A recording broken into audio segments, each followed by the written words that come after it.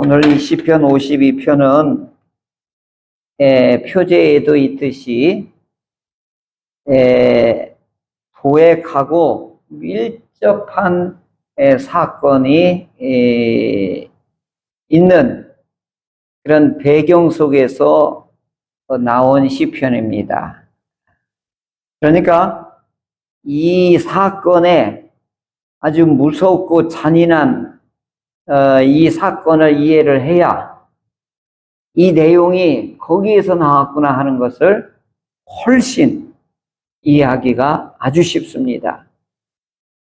이 52편에서 72편까지는 이 탄식의 시이면서 또 하나님께 피하는 삶이 무너진 상태를 그리해서 탄식이 우러나오는 그런 시편으로 모아져 있습니다.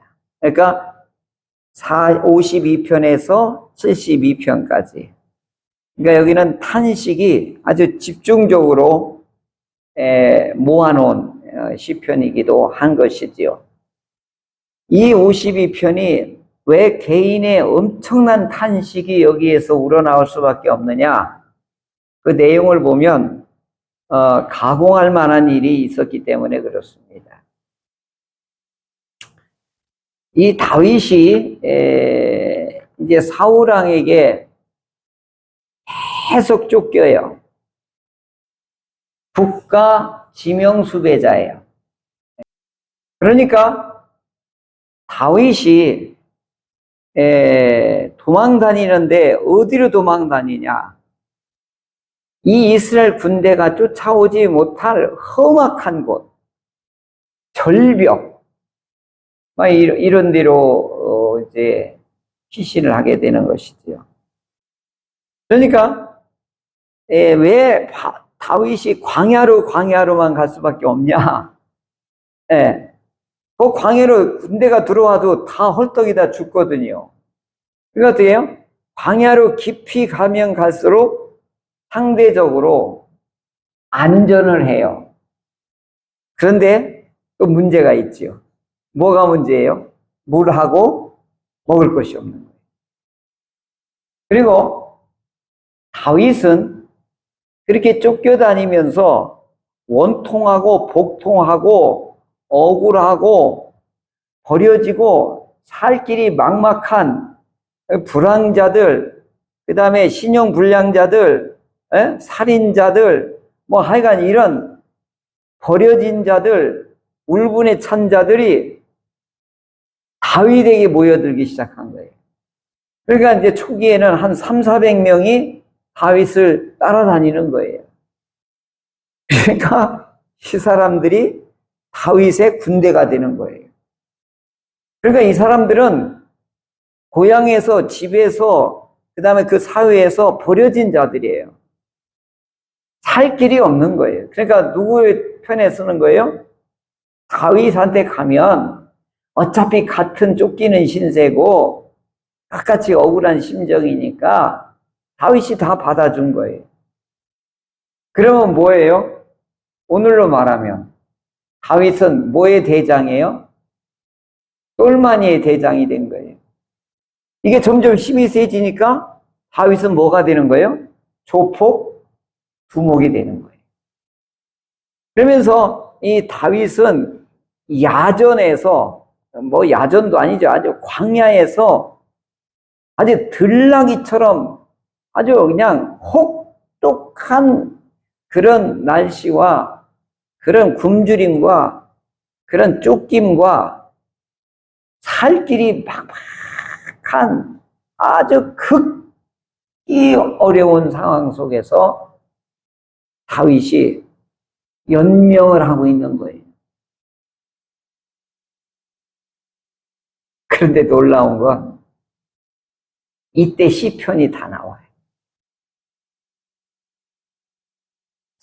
참 이게 놀라운 거예요. 그렇게 징그럽게 힘들고 어려운데 거기서 주옥 같은 그 깊은 영성이 담겨져 있고 은혜가 담겨 있는 시편이 쏟아져 나오는 거예요.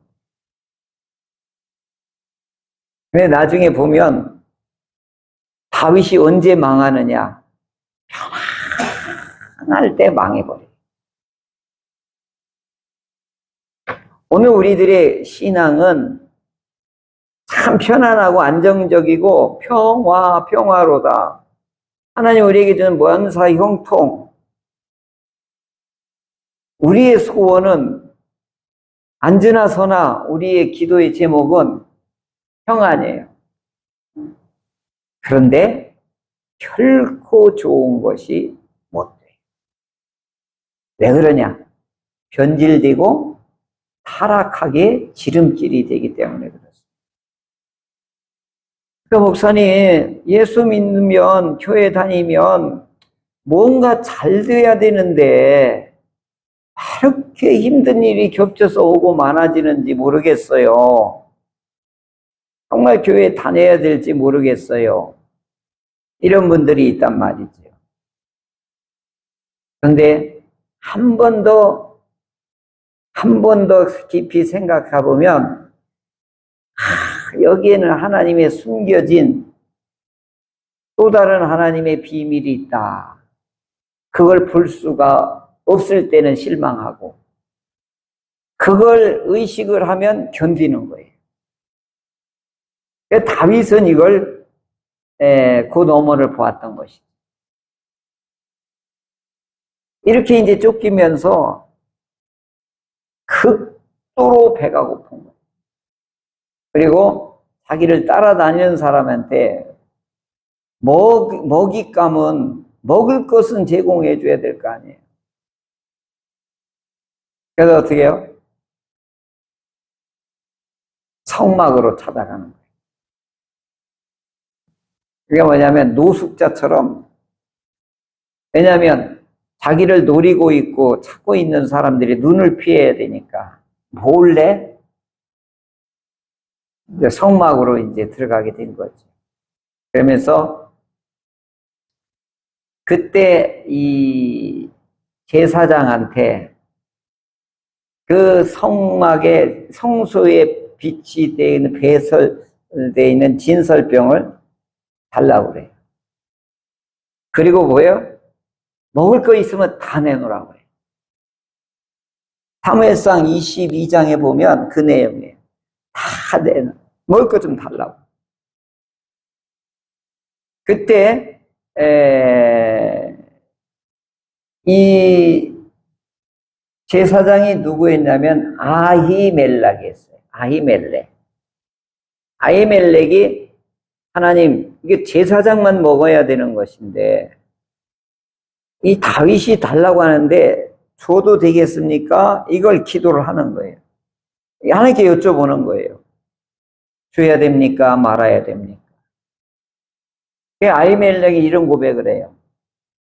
하나님께서 줘도 괜찮다는 응답을 받았다. 그래서 진설병을 다윗한테 다 주고 제사장이 먹어야 될 양식까지도 다윗이 달라고 하니까 다 준 거죠. 그리고 이제 혹시 무기 없냐? 그랬더니 그 성전에 이제 아직은 성전이 아니라 성막에 골리앗을 죽였던 그 칼이 여기에 보관되어 있는 거예요. 그걸 제사장 아히멜렉이 다윗한테 주는 거예요. 이렇게 해서 잘 된 줄 알았어요. 근데 마침 그때 하필이면 사울왕의 목자장, 사울왕의 말과 염소와 양과 소를 키우는 막강한 권력을 가진 사람이 여호와의 전에 와서 뭔가 제사를 드리려고 거기에 머무르고 있었는데 다윗에게 아히멜렉 제사장이 먹을 것을 주고 칼을 주는 걸 보고 어서 물러나가지고 사울왕에다가 그대로 가서 고자질을 한 거예요. 그러니까 이 사울왕이 노발대발해서 제사장 당장 불러. 아히멜렉 제사장을 불러서 내가 다윗을 돕는 자들과 다윗과 함께하는 자들과 다윗을 신고하지 않는 자들은 삼족을 멸한다고 내가 분명히 말하지 않았느냐? 그런데 네가 감히 이 왕의 명령을 거절하고 다윗에게 먹을 것을 주고 칼을 줬어? 그러면 너는 반역자다. 왜 그랬는지 이실직고 하여라. 그러자 아히멜렉이 그래. 이렇게 사울왕에게 말해요. 다윗은 왕의 호위무사 아닙니까? 그리고 다윗은 왕의 사위가 아닙니까? 그리고 다윗은 이스라엘의 영웅 아닙니까? 그런데 제가 그 굶은 다윗에게 떡을 어찌 아니 줄 수 있겠습니까? 그것도 하나님께 내가 기도하고 여쭤보고 하나님이 허락을 받아서 준 것이지, 역적, 반역, 왕의 명령을 거스르려고 한 것은 절대 아닙니다. 라고 아히멜렉이 이 제사장이 왕한테 항변을 하죠. 그러자 사울왕이 뭐예요? 분노한 사울왕이, 너는 다윗을 돕는 것은, 다윗이 먹을 것을 주는 것은, 다윗에게 무기를 준 건 곧 사울왕에 대한 반역이다. 그래서 그 호위병을 불러서 이 아히멜렉을 죽이라. 대제사장을 죽이라. 그리고 그 제사장 가문들을 전부 죽이라. 그랬더니 이 군사들이 어떻게 해요? 감히 제사장들을 손을 못 대는 거예요. 벌벌벌 떨고. 하나님의 제사장을 사람이 해할 수 없는 것이거든요. 큰일 나잖아요. 주의 종을, 하나님의 종을 감히 인간이 어떻게 이렇게 칼로 죽일 수 있어요? 아무도 못하는 거예요. 사울왕이 그렇게 무섭게 명령을 해도 제사장을 손을 못 대는 거예요.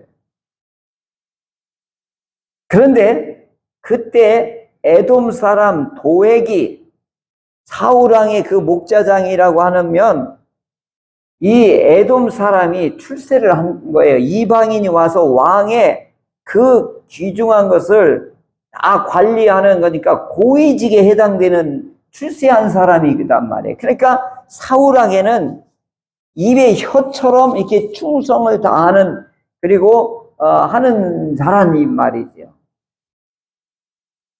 그러니까 아무도 제사장을 죽이지 못하니까 이 도액이 가가지고 이 제사장들을 전부 막 칼로 다 죽인 거예요. 애들까지 다 죽이라는, 이 도액이 애들까지 다 죽인 거예요. 85명을 도액이 학살한 거예요, 학살. 이 끔찍한 사건이 사무엘상 22장에 나오는 거예요. 에돔 사람이니까요. 여러분, 이거 보면 그리스도인하고 불신자하고 가치관은 언제 나타나느냐? 사람의 생명에 관해서 가치관이 달라요. 우리는 사람 죽이는 거 손 떨려서 절대 못해요. 그만큼 안 믿는 사람의 가치관하고 믿는 사람의 가치관은 하늘과 땅입니다. 이 이방인은 사람 죽이는 거, 왕의 명령이 더 중요한 거예요. 그런데 이스라엘 사람들은 왕보다 하나님이 더 두려운 거예요. 오늘 우리들도 마찬가지입니다. 하나님이 더 두려운가, 사람이 더 두려운가? 이건 굉장히 중요한 우리의 가치관이에요. 판단력이고. 그런데 여기에서 85명을 이 도액이 다 학살했단 말이에요.